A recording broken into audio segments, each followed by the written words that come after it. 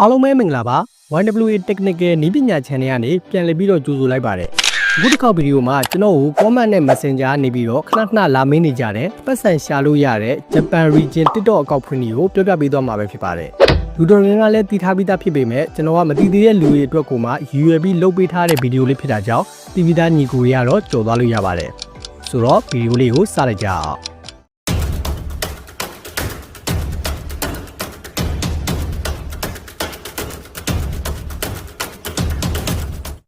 အရင်ဆုံး Japan Region နဲ့ TikTok အကောင့်ဖွင့်ဖို့ဆိုရင်အောက်လွတ်မေးတစ်ခုလိုပါမယ်ဒီနေရာမှာကျွန်တော်ကဘာလို့ Gmail မသုံးတာလဲလို့မေးရင် Gmail နဲ့ဖွင့်တဲ့အကောင့်တော်တော်များများကဖုန်းနံပါတ်တောင်းတပါတယ်မိတ်ဆွေကမြန်မာဖုန်းနံပါတ်ကိုထည့်လိုက်မိပြီဆိုရင်တော့ TikTok အကောင့်ကလည်းမြန်မာ Region ကိုပြန်ပြောင်းသွားမှာပါ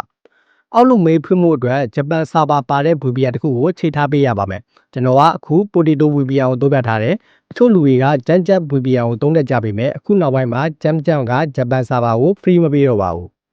ဆိုတော့ကျွန်တော် Potato VPN ဖွင့်လိုက်မယ်တကယ်လို့ server list မှာ Japan region မဟုတ်ဘဲနဲ့အခြားနိုင်ငံတစ်ခုခုဖြစ်နေတယ်ဆိုရင်တော့ Japan ဆိုတာကိုရှာပြီးတော့ရွေးပေးလိုက်ပါ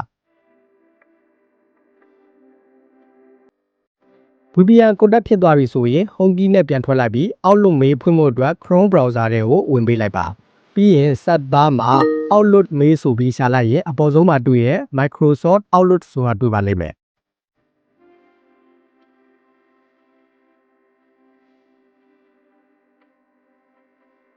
ဒီလိုလေးပေါ်လာပြီဆိုရင်တော့ကျွန်တော်တို့ကအကောင့်အသစ်ဖွင့်မှာဖြစ်တဲ့အတွက် create free account ဆိုတာလေးကိုရွေးပေးလိုက်ပါဒီလိုမျိုး create account ဆိုတာလေးပေါ်လာပြီဆိုရင်တော့အကောင့်စဖွင့်လို့ရပါပြီကိုကြိုက်တဲ့နာမည်ကိုသုံးပြီးအကောင့်ဖွင့်လိုက်ပါကိုပေးထားတဲ့နာမည်ရဲ့နောက်မှာ @outlook.com ဆိုတာလေးကိုထည့်ပေးရမှာဖြစ်ပါတယ်နာမည်ပေးပြီးဆိုရင် next button ကိုဆက်သွားလိုက်ပါဒီနေရာမှာကိုကြိုက်တဲ့ password ကိုထည့်ပေးရမှာဖြစ်ပါတယ်password က strong ဖြစ်ဖို့အတွက်အင်္ဂလိပ်အခရာတွေအပြင်နံပါတ်တွေကိုထည့်ပေးဖို့လိုပါတယ်။ password က strong ဖြစ်ဖို့ဆိုရင်တော့အနီရောင် error ပြနေမှာဖြစ်ပါတယ်။ပြီးသွားရင်ကိုယ့်ရဲ့ Outlook mail ကိုကိုကြိုက်တဲ့ first name last name ပေးလိုက်ပါ။ next ကိုဆက်သွားပြီးရင် country region မှာ Japan ဆိုတာပေါ်လာပါပြီ။ပြီးရင်ကိုယ့်ရဲ့မွေးနေ့ကိုထည့်ပေးလိုက်ပါ။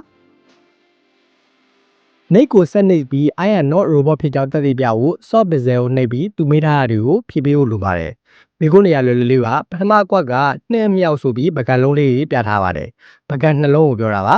ဒါဆိုကျွန်တော်တို့ကဒုတိယအကွက်ကပကံနှလုံးပုံပါတာကိုရွေးပေးရမှာပါပုံမှာသူပေးထားတဲ့မေကုန်းကပုံမပါသေးရင်မြားလေးကိုဘေးရွှေ့အောက်ရွှေ့ပြီးတော့ရှာလို့ရပါတယ်ပြီးရင် submit ကိုနှိပ်ပြီးနောက်မေကုန်းကိုထပ်ပြရမှာပါဒီပုံမှာကတစ်အမြောက်ဆိုပြီးကွဲနေတဲ့၄ယောက်ပုံတုံလေးပြထားပါတယ်ဒါဆိုကျွန်တော်တို့ကကွဲနေတဲ့၄ယောက်တုံးပါတာတစ်ခုကိုရွေးပေးရမှာပါsubmit ကိုနှိပ်လိုက်ရင် success ဆိုတာကိုတွေ့ရပါလိမ့်မယ်။ဒါဆိုရင်တော့ကျွန်တော်တို့က Outlook account တစ်ခုရလာပြီဖြစ်ပါတယ်။ TikTok account ဖွင့်တဲ့အခါမှာအသုံးပြုရမယ့် code ကိုဒီနေရာမှာလာယူရမှာဖြစ်ပါတယ်။ပြီးသွားပြီဆိုရင်တော့ TikTok account စဖွင့်ဖို့အတွက် browser ရဲ့အပေါ်နားမှာရှိတဲ့အပေါင်းလေးကိုနှိပ်ပြီး new tab တစ်ခုကိုယူလိုက်ပါ။ရှာတဲ့နေရာမှာ tiktok.com ဆိုပြီးရိုက်လိုက်ရင် TikTok website ထဲကိုရောက်လာပါလိမ့်မယ်။ account ဖွင့်ဖို့အတွက်ညာဘက်အောက်ဆုံးတောက်မှာရှိတဲ့ profile ဆိုတာကိုရွေးပေးလိုက်ပါ။ပြီးရင် login ကိုနှိပ်လိုက်ရင်အခုလိုပေါ်လာပါပြီ။ဒါဆိုရင်တော့အကောင့်အသစ်ဖွင့်မှာဖြစ်တဲ့အတွက် phone အောက်ဆုံးက sign up ဆိုတာလေးကိုနှိပ်ပေးလိုက်ပါအပေါ်ဆုံးက user phone or email ကိုရွေးပါ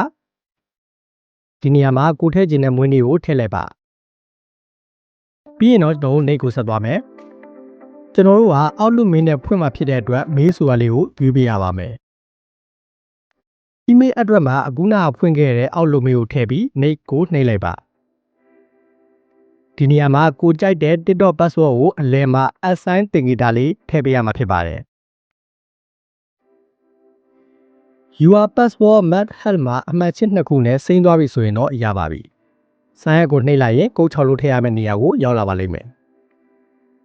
ဒီကုတ်ဘယ်ကရမှာလဲဆိုရင်အခုနကကျွန်တော်တို့ဖွင့်ခဲ့တဲ့ Outlook mail inbox ထဲကိုရောက်နေမှာဖြစ်ပါတယ်။အခုလိုဂျပန်စာရီနဲ့မေးတစ်စောင်ရောက်နေပြီဆိုရင်ဖွင့်ကြည့်လိုက်ပြီးတော့ကုတ်ကိုယူရမှာဖြစ်ပါတယ်။ပြီးရင်အခုနကနေရာကိုပြန်လာပြီးကုတ်ကိုမှန်အောင်ရိုက်ထည့်ပေးလိုက်ရင်တော့ရပါပြီ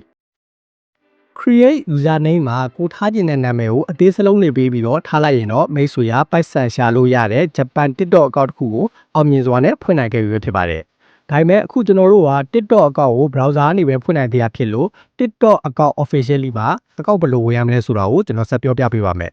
ကျွန်တော်တို့အခုအသုံးပြုနေတဲ့ TikTok software တွေကိုဝင်လိုက်ပါမယ်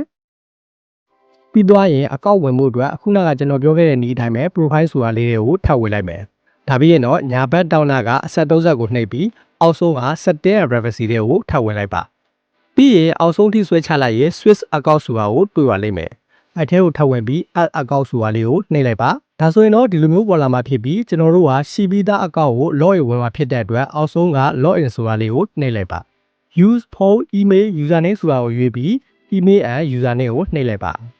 ဒီနေရာကိုရောက်ရင်အခုနကအကောင့်ဖွင့်ခဲ့တဲ့ Outlook မေးဒါမှမဟုတ်မိတ်ဆွေထည့်ခဲ့တဲ့ username ကိုထည့်ပေးရမှာဖြစ်ပါတယ်ပြီးရင်တော့ continue ကိုနှိပ်ပြီး password ကိုထည့်ပေးလိုက်ပြီးသွားရင်ဒီပုံကိုအတက်ဖြစ်အောင်နေရာရွှေ့ပေးလိုက်ရင်တော့ခင်ဗျားတို့လိုချင်တဲ့ Japan TikTok account ကို officially အသုံးပြုနိုင်ရွယ်ဖြစ်ပါတယ်ဗီဒီယိုရဲ့ဘေးနားမှာအခုလိုကြောင်ရုံလေးပါတဲ့ account ကသာငွေရှာလို့ရတဲ့ Japan TikTok account အစစ်ဖြစ်ပါတယ် region ကိုပြန်စစ်ချင်တယ်ဆိုရင်ကျွန်တော်တို့ profile နဲ့ကိုဝင်ညာဘက်က setting နဲ့ကိုသွား setting and privacy ကိုရွေး account ဆိုတာကိုနှိပ်ပြီး account information နဲ့ကိုဝင်လိုက်ရင်အောက်ဆုံးက account region မှာ Japan ဆိုပြီးပေါ်နေမှာပဲဖြစ်ပါတယ်ဒီမှာတစ်ခုသတိထားဖို့လိုတာကကိုကငွေရှာဖို့အတွက်ဗီဒီယိုတင်မယ်ဆိုရင်ပဲဖြစ်ဖြစ် TikTok ဆော့ဖို့အတွက်ပဲဖြစ်ဖြစ် TikTok software တွေကိုဝင်တော့မယ်ဆိုရင်တော့ VPN ကို Japan server အရင်ပြောင်းပြီးမှဝင်ကြဖို့အကြံပေးချင်ပါတယ်ဆိုတော့အားလုံးစီပင်လိမ့်မယ်လို့မျှော်လင့်နေနောက်ဗီဒီယိုတွေမှာပြန်ဆုံတွေ့ကြမယ်